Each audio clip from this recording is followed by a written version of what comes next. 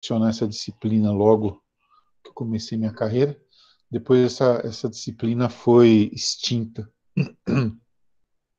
Duas disciplinas que eu lecionei foram extintas. Uma chamava-se Educação Moral e Civismo e a outra chamava-se OSPB, Organização Social e Política do Brasil. E tinha uma outra também, essa eu não cheguei a dar aula, só tive aula com ela. Era EPT, Educação para o Trabalho.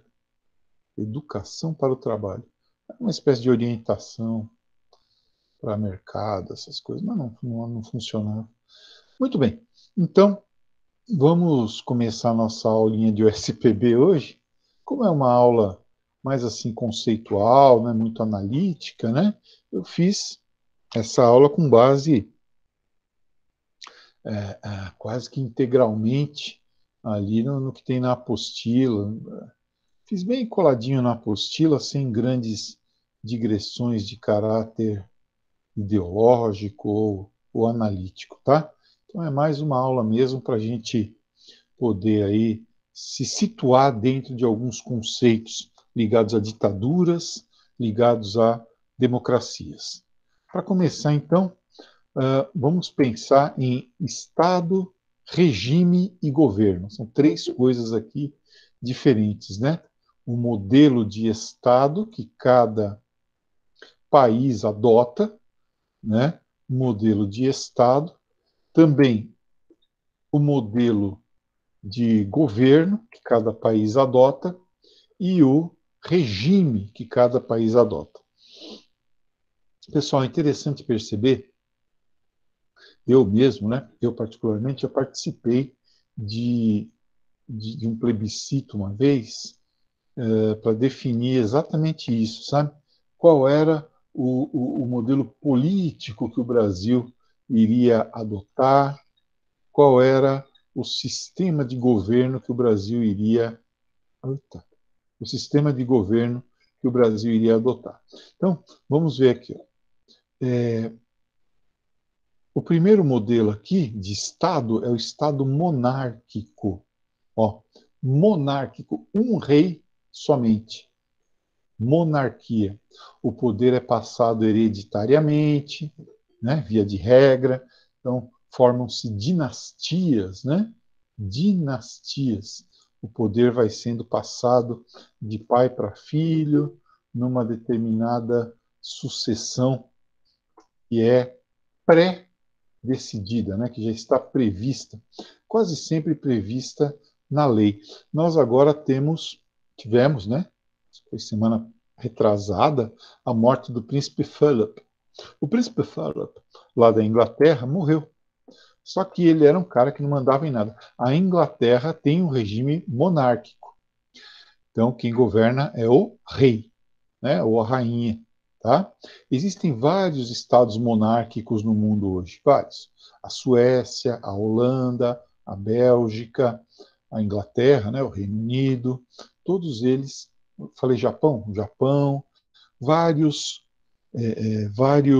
várias ilhas lá da Oceania são monarquias, tá? Governadas por reis. Existem também impérios, né? Olha, impérios. O Brasil, por exemplo, José Bonifácio decidiu usar o nome império, né? Em função do tamanho do território e o fato de que um império abriga povos de etnias e grupos diferentes, tá? É governado, obviamente, por um imperador, né? De resto, ele segue um modelo das monarquias. Os impérios, os impérios, eles eh, eh, eles quase sempre têm um poder mais centralizado, né? Mais autocrático do que as monarquias, simplesmente. Bom, o maior império que nós já tivemos foi o Império de Gengis Khan lá no século XII. O modelo brasileiro é esse aqui, ó, a República, o modelo republicano, em que nós temos não reis, mas presidentes, né? da república, que podem simbolizar o Estado ou ter, de fato, poder, né? Ou ter, de fato, um poder. Então, o Brasil é uma república presidencial, perdão, é o frio também. É uma república presidencialista, mas existem repúblicas que são parlamentaristas. A Alemanha, por exemplo, a Itália, né, são repúblicas parlamentaristas. A Espanha é uma monarquia de caráter constitucional parlamentarista. Então, a república aí. Depois, federação é quando as unidades que compõem o Estado têm um grau de autonomia bastante elevado, tá? E, por decisão dos seus líderes, digamos assim, tem uma união, geralmente interna, que compõe um Estado maior, e esse Estado maior decide questões externas. Os Estados Unidos, por exemplo, são uma federação, claramente, né? Claramente, porque, por exemplo, no Texas tem pena de morte, né? Na Califórnia, não. Em alguns lugares, o uso medicinal da cannabis é permitido, e agora até mesmo o uso recreativo também é permitido, como no Colorado. Tá? Algumas coisas em alguns lugares, em alguns estados são crimes, em outros não, né? Por exemplo, alguns estados reconhecem a união civil estável entre pessoas do mesmo sexo, né? O casamento gay, enquanto que outros estados não. Isso é uma federação. Cada estado tem uma grande autonomia. E para questões externas, aí eles têm os seus representantes lá em Washington. Da mesma forma, a Rússia, né? Vladimir Putin representa as repúblicas que compõem a Rússia, uma federação de repúblicas. Também temos estados unitaristas, tá? Em que a centralização é muito maior. Praticamente não há autonomia para os estados. Também não tem condição de se fazer isso em lugares muito pequenos, né? O Vaticano, já pensou? Naquela sala ali é de tal jeito, não tem como. Lugares muito pequenos, estados muito pequenos, obviamente, até por uma questão de praticidade, serão unitaristas. Quanto ao regime, primeiro, o poder totalmente concentrado nas mãos de um rei, como eram as monarquias antigamente, né? Luís XVI, por exemplo, Luís XIV, o Rei Sol, monarca absoluto da França, o neto dele, Luís XVI, contra quem se levantou a Revolução Francesa, Elizabeth I, lá da Inglaterra, o pai dela, né, Henrique VIII. Também temos monarquias ou estados ou regimes constitucionais. O Brasil, por exemplo, é constitucional. O nosso modelo é constitucional. A nossa Constituição foi, essa atual, né, foi promulgada em 1988. Professor, existem países sem Constituição? Existe. A Inglaterra não tem uma Constituição, um documento chamado Constituição. Tem a Carta Magna, tem o Common Law, tem o Bill of Rights, tem um conjunto de documentos que foram sendo exarados ao longo da história que dão a unicidade jurídica, né, ao regime inglês. Tá? Então, nem sempre há uma Constituição. Né? O regime pode ser liberal, quer dizer, uma grande liberdade de opinião, religião, uma liberdade política, tá? O respeito às liberdades individuais, autoritário, aqui esse respeito às liberdades individuais já é menor, e o indivíduo tem que se submeter à autoridade do Estado, mas não ao ponto do Estado decidir tudo por ele. Isso só acontece aqui, ó, no Estado totalitário, regime totalitário, como foi, por exemplo, o regime fascista de Mussolini, o regime nazista de Adolf Hitler, o Estado total, a Alemanha sob o nazismo, o Estado total, o Estado decidindo todos os aspectos, todas as facetas da vida do indivíduo, com quem ele casa, qual profissão ele segue, onde ele mora e assim por diante. Tá? Qual a religião que ele deve seguir. Bem, em termos de governo, nós temos o governo chamado reinado, poder nas mãos do monarca, do rei, né? Mesmo de um imperador.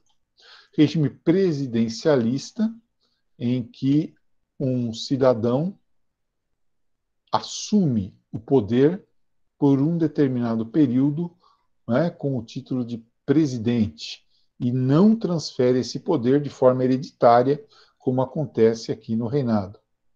O governo parlamentarista é aquele em que o Congresso Nacional, com o nome que tiver, né? Câmara dos Lordes, Câmara dos Comuns, Senado, Câmara dos Deputados, lá nos Estados Unidos, Câmara dos Representantes, junto com o Senado, assume o comando da nação, né? Então, o partido que tem maioria no parlamento, Israel, por exemplo, é uma república parlamentarista. Ó, república liberal parlamentarista, tá? Então, Israel, Itália, Alemanha, né? No Congresso israelense, no Likud, né? O partido, ou o conjunto, a coalizão de partidos que consegue maioria, governa o país, enquanto for maioria. E, finalmente, o comitê, tá? Como nós tivemos na França, por exemplo, na fase do terror jacobino, o diretório, ou logo após, né, o diretório assumindo o poder, quer dizer, 5 diretores encarregados de diferentes aspectos da administração, como se fosse o Estado fosse uma empresa, né, o máximo de racionalidade aplicado à administração estatal, tá? Aí eu coloquei aqui como é o Brasil, mais ou menos, né? É uma república, também é uma república de caráter liberal, nós poderíamos dizer, né, embora a gente esteja sempre flertando com o autoritarismo, é uma república de caráter ainda liberal, tá? Federativa, os entes federativos têm um grau razoável de autoridade, né, para poder decidir, e presidencialista, tá? Nós temos um presidente com um mandato de 4 anos, que pode ser renovado, o mandato dele, por mais 4. Então, Bolsonaro, por exemplo, pode ficar 8 anos, né? Poderá ficar 8 anos. O Lula ficou 8 anos, a Dilma ficou 8 anos, Fernando Henrique ficou 8 anos. Tá? Então, são mandatos de 4 anos previstos pela nossa Constituição, como eu disse, a nossa Constituição de 1988. Então, assim está organizado e assim pode se organizar o poder. Aqui no Brasil, nós tivemos uma vez um plebiscito, como eu ia dizendo no início da aula, para decidir se nós queríamos um regime, primeiro, republicano ou monárquico. Então, o tipo de Estado. Tá? O tipo de Estado. E, segundo, que tipo de governo nós gostaríamos de ter. Se era presidencialismo ou parlamentarismo. Tá? E aí nós fomos lá votar. Acho que foi em 94. Então, nós votamos na República Presidencialista. Quase que o parlamentarismo ganha. Lembrando que nós temos um problema seríssimo no Brasil, seríssimo, que a nossa Constituição, a Constituição de 1988, ela foi pensada para ser parlamentarista. Aí José Sarney teve lá uma briga com, era presidente na época, da Constituinte, teve lá uma briga no Congresso a respeito do tamanho do mandato dele, deu uma confusão, acabou ficando um presidencialismo com uma Constituição parlamentarista. Por isso que qualquer presidente fica meio refém do governo, do parlamento, porque A Constituição é parlamentarista. O Parlamento e o Supremo Tribunal têm muito poder. Muito poder. Tá? E aí, então, o presidente, no Brasil, nós acabamos tendo aquilo que está sendo chamado de presidencialismo de coalizão, em que o presidente, para poder aprovar suas pautas, sua agenda, que de alguma forma o elegeram, a gente concorde ou não com ele, né, ele precisa ter 2/3, pelo menos, de apoio no Congresso. Um presidencialismo de coalizão. E aí, para conseguir esse apoio, você vai ter a liberação da verba, enfim, né, às vezes práticas não tão republicanas, né, para conseguir resistir a um processo de impeachment, por exemplo. Você vai ter alguns problemas aí para o presidente, tá, em função desse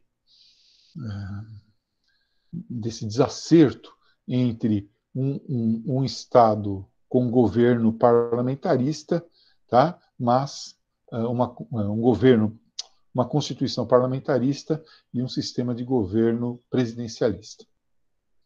Aí é uma das origens dos nossos problemas. Por falar em partidos, né? Partidos. O meu partido, como diria Cazuza, é um coração partido. Vamos lá. Partido, pessoal, tem várias definições, tá? São instituições políticas legítimas, nós não devemos demonizar a política, nós não devemos achar que todo político é bandido, vagabundo, porque não é, não é.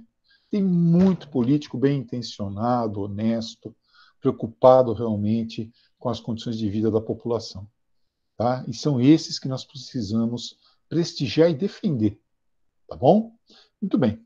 Então, o historiador inglês do século XVIII, Edmund Burke, falava sobre partido como elemento para a defesa de interesses nacionais, que nem na Inglaterra dele, por exemplo, nós temos 2 partidos hoje em dia. O Partido Trabalhista, mais voltado a questões ligadas à esquerda, e o Partido Conservador, mais ligado aí à direita. As pautas mais caras à direita. Também nos Estados Unidos, Partido Democrata e Partido Republicano. Tá? E aí eles vão tentar, ganhando eleições, convencendo as pessoas de que a sua agenda é melhor, ganhar a eleição e, assim, implementar essa agenda para o país. O outro pensador que se preocupou com a questão dos partidos foi Max Weber, né, que a gente sempre cita, tá bom? Então, pessoas de um certo grupo político que querem atingir o poder para fazer o Estado trabalhar em função dos seus interesses, tá? E do grupo que as elegeu, né? E do grupo que as elegeu. Tá? Então, essa é talvez a definição mais clássica de partido político hoje em dia, seja a definição do Weber, né? A definição weberiana. Então, eu acredito na social-democracia, eu vou me filiar ou vou votar em partidos que tenham aí a linha social-democrata como linha mestra da sua atuação. Ah, não, eu acredito mais nas liberdades individuais absolutas, então eu vou votar num partido que defenda isso, tá? Para Max Weber, então, era assim. Para Karl Marx, naturalmente, né, a categoria fundamental é só classe social. Então, o partido tem que ser a representação de uma certa classe. Para Marx, nós teríamos partidos burgueses e partidos operários. Ponto. Tá? Partidos burgueses, partidos do establishment, né? Partidos que querem manter as coisas como estão, e partidos operários, partidos que querem transformar o poder para que esse poder reflita o seu interesse de classe. Bebendo da água de Karl Marx, nós temos o pensador italiano do século XX, Antonio Gramsci.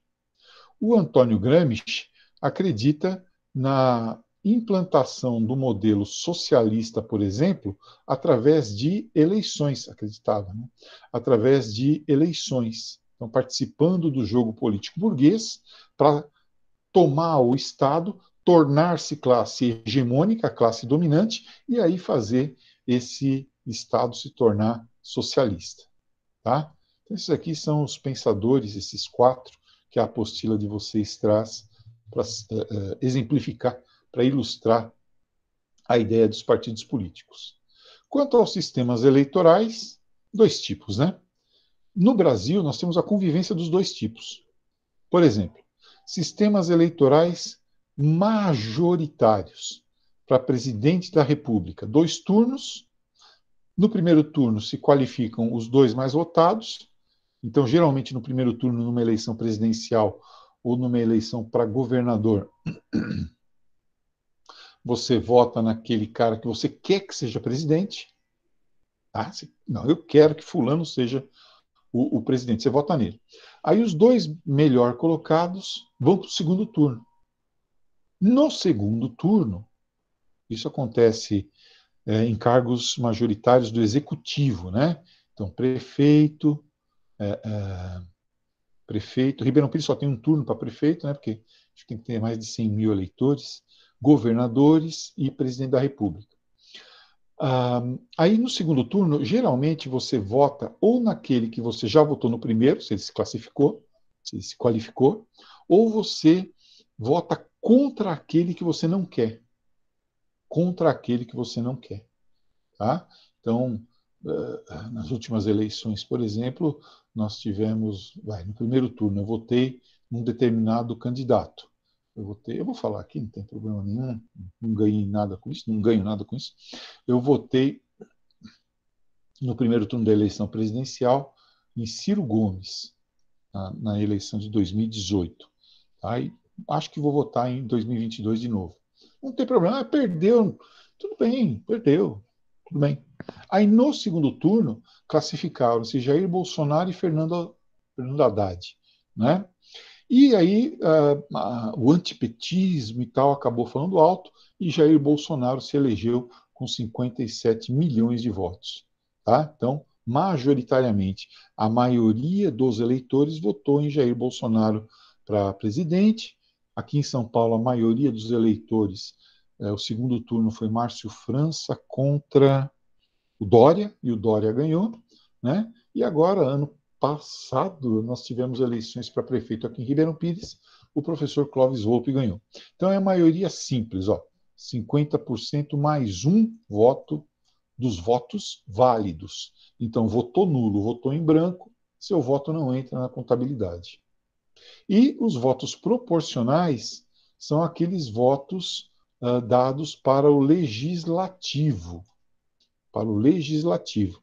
Então, voto para deputado, voto para vereador, voto para senador, são votos proporcionais. Tá? E aí você tem dentro do partido aqueles que, dentro do quociente eleitoral, tiveram mais votos. Dentro do quociente, cada partido tem direito a um certo número de deputados, vereadores ou senadores, ou deputados estaduais, né, federais ou estaduais, e aí eles vão para assumir o seu banco como representantes proporcionais do povo. Tá? Então, não é quem tem mais votos, por exemplo, no Brasil. Então, Rondônia tem direito a um certo número de deputados. Roraima tem direito a um certo número de deputados. O Acre tem direito a um certo número de deputados. Se fossem só os mais votados, só ia ter deputado aqui do Sudeste, que é onde está a maior parte da população brasileira. Então, por representatividade, os estados e tal têm direito a um certo número de deputados e senadores. Tá? Inclusive, recentemente, morreu um senador paulista, né? O senador Major Olímpio. Major Olímpio morreu recentemente por conta do Covid-19. Me parece que São Paulo tem, acho que são 4 senadores. Era o Major Olímpio, José Serra e mais 2. Enfim, os deputados estaduais têm 4 anos de mandato no Brasil, prefeitos 4 anos, senadores 8 anos. Senadores têm 8 anos de mandato. Tá? Bem, aí, para fechar, ele vai comparar democracias e ditaduras. Bom, na ditadura, na democracia, há um regime constitucional, quer dizer, tem alguma lei. No Brasil, por exemplo, nós temos a Constituição promulgada de 1988, quer dizer, uma Constituição que foi o povo votou nos seus representantes para eles elaborarem uma Constituição. Isso aconteceu na eleição de 86. Foi a primeira eleição que eu participei. Eu votei no deputado constituinte Florestan Fernandes, um sociólogo. Muito bom. Foi um bom voto que eu dei. Tá? Agora, quando o governo impõe a Constituição, ela é outorgada, de cima para baixo. Promulgada de baixo para cima, outorgada de cima para baixo. Então, a Constituição brasileira de 1824 foi outorgada. Dom Pedro impôs para o Brasil. A de 1891 foi promulgada. A de 1934, promulgada. A de 37, de Getúlio Vargas, do Estado Novo, outorgada.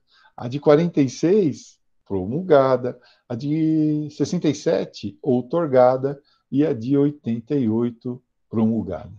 Tá? Então, geralmente, quando é um regime mais fechado, ele outorga uma Constituição. Quando é um regime mais democrático, ele promulga uma Constituição. Liberdade de organização. Então, você pode fundar clubes, grêmios, sindicatos, ONGs, né, para defender determinados interesses. Por exemplo, a Associação Brasileira dos Canhotos do Bosque Santana. Pronto. A gente faz aqui uma organização com um integrante. Liberdade de expressão, que não pode encontrar limite, não pode ter censura prévia, né? Liberdade mesmo. Depois você assume. Depois você assume a bronca do que você falou. Você xingou o presidente, você xingou uma pessoa, você vai ter que responder por aquilo que você fez. Mas ninguém vai te censurar antes de você fazer. Eleições livres, onde cada um vota em quem quiser, regulares, de tempos em tempos, seguindo um calendário, e reconhecidas externamente, quer dizer, as partes envolvidas reconhecem a Constituição como legítima, a eleição como legítima, com mecanismos de fiscalização. Os próprios partidos fiscalizam a eleição, o Tribunal Eleitoral, Superior Tribunal Eleitoral, fiscaliza e normatiza as eleições. E os poderes agindo de forma livre e equilibrada, um poder limitando o outro, né? Você, por exemplo, tem o poder executivo e o legislativo, que são poderes majoritários, beleza? Então vamos dizer assim, vamos fazer um exemplo louco aqui. A Câmara dos Deputados aprova uma lei, é a maioria, né? A maioria decidiu que tem que matar todos os macumbeiros. Todos os macumbeiros têm que ser mortos no Brasil. Né? O presidente, vamos dizer, que não gosta de macumbeiro, vai lá e sanciona a lei. Os macumbeiros vão ao Supremo Tribunal Federal, ao Judiciário, e dizem, olha, essa lei é inconstitucional, pelo amor de Deus. Aí o Supremo, que é um poder contra-majoritário, para defender minorias, para impedir injustiças, para ser o guardião da Constituição, veta essa lei, proíbe essa lei. Entenderam? Então, há sempre um equilíbrio, um jogo que a gente chama de pesos e contrapesos para que os poderes fiscalizem uns aos outros. Como dizia Montesquieu, né, só o poder pode fiscalizar o poder. Só o poder pode limitar o poder. Tá? Já as ditaduras, nós temos geralmente um poder extremamente concentrado nas mãos do titular do executivo, né? Do presidente, do rei, do imperador, que encontra mecanismos de força ou de convencimento para submeter o poder legislativo e o poder judiciário. Aqui no Brasil, durante a ditadura, por exemplo, militar de 64, caçavam-se senadores, deputados, aposentavam ministros do STF que votassem contra o governo. As massas populares são violentamente manipuladas, alienadas e mobilizadas em favor de uma determinada mensagem, geralmente identificando um inimigo externo, né? Alguém que, olha, esses caras estão prejudicando o nosso país, comunistas, né? Então, você vai manipulando esse pessoal. Não se sabe muito bem como vai ser a sucessão do cara que está no poder, se vai ser quando ele morrer, se ele vai entregar a rapadura antes, que nem aconteceu semana passada lá em Cuba com o ditador Raul Castro, que entregou o poder. Você não sabe muito bem como é. Às vezes o cara muda a Constituição para ele poder se reeleger, né, um número ilimitado de vezes. Então não se sabe direito como é que vai ser isso aqui. E como é que acaba, né? E por último, os tipos que nós temos de ditaduras. Ditaduras revolucionárias, como a ditadura lá da ex-União Soviética, a ditadura em Cuba, né? China, que chegam ao poder após uma revolução. A de 64 aqui no Brasil. Reacionárias, que querem fazer com que a situação social, política, econômica, moral do país volte a ser o que era num momento em que, teoricamente, para um certo grupo era melhor. Autoritárias, né? Autoritárias, como nós dissemos, né? O governo dando as cartas, decidindo e censurando os meios de comunicação, ou totalitárias, né? Com a ideia do governo decidindo tudo pelo cidadão, que só tem o direito de obedecer de forma acrítica e irracional aquilo que o governo manda. Tá? O Estado determina. A ideia do Estado total, como era nos tempos de Adolf Hitler, né? Mesmo também nos tempos da ex-União Soviética, né? Isso acontece à esquerda e à direita, tá? Então, nós podemos criticar a democracia, mas essa ainda é a melhor forma de administração dos conflitos que o ser humano conseguiu criar, tá? E a mediação democrática sendo feita através da política. Repito, não devemos jamais desprezar ou demonizar a política. Tá bom? Essa é a nossa aula de sociologia. Amanhã nós temos encontro. Tchauzinho, até lá.